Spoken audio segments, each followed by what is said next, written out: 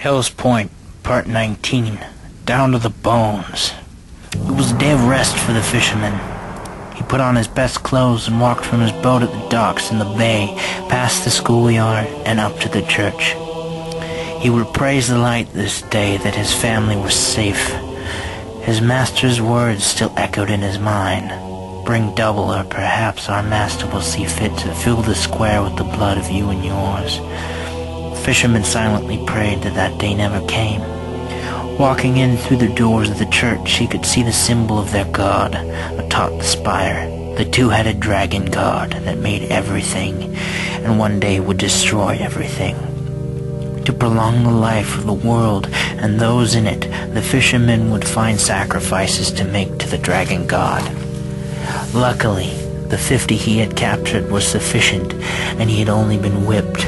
The cuts on his back still stung as he eased himself into the hard wooden chair at the back of the church.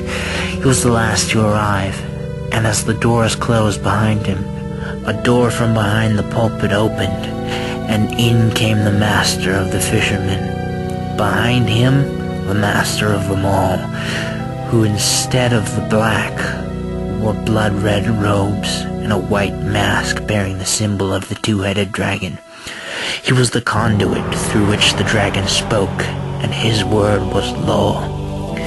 Raising up his hands, he began, "We are gathered here to pay tribute to the most noble and powerful world dragon, through whom all things are possible." "Tribute," they called in unison.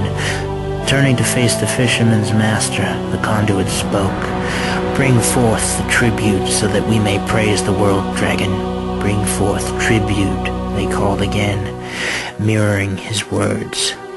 Pulled through the door behind the pulpit, chained and gagged, a man struggled to free himself, but it was no use.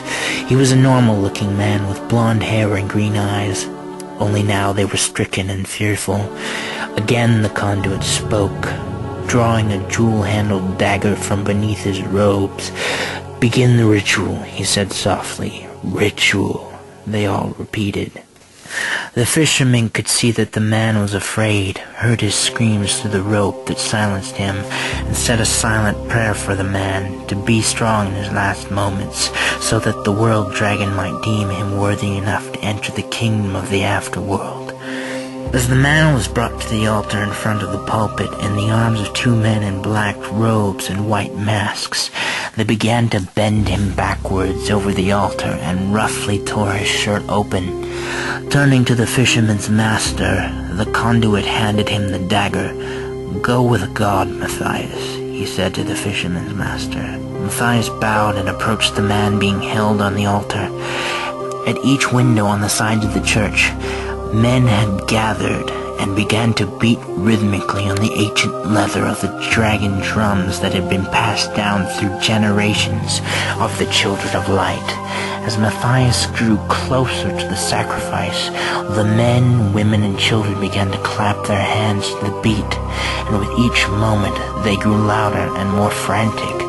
Raising up the dagger, Matthias spoke the words that had been spoken every day since the order had come into being. "All hail the world dragon, creator and destroyer, master of all things. Bring us strength to face the coming years through the blood of sacrifice, and wash us clean."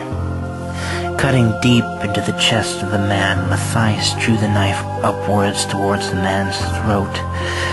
Bright red blood began to flow out through the flesh down the altar and pool at its base. The man screamed for what seemed like forever, then all at once fell silent. Thrusting his hand into the man's chest, he pulled out his still-beating heart. With the dagger in one hand and the heart in the other, he raised his hands into the sky. Turning to face the conduit, he spoke. "The deed is